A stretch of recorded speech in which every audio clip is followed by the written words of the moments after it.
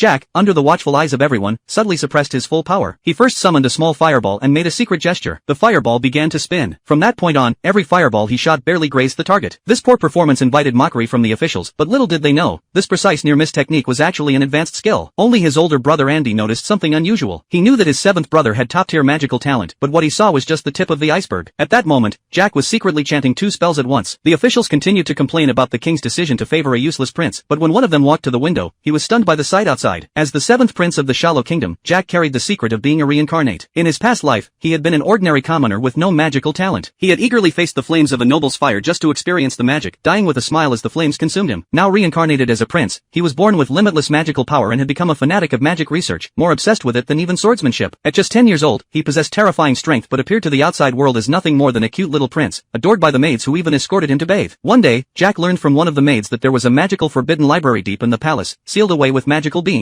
This was something he had lived in the palace for 10 years without ever knowing. Late one night, he used an invisibility spell to sneak into the entrance of the forbidden library. The place was sparsely guarded, but that was only because the entrance was sealed with the kingdom's strongest guardian barrier set up by dozens of court mages. Jack merely raised his hand, and the barrier shattered like paper. As he entered the room filled with magical books, Jack couldn't contain his excitement. Just as he was about to sit down and read, one of the books emitted a creepy laugh.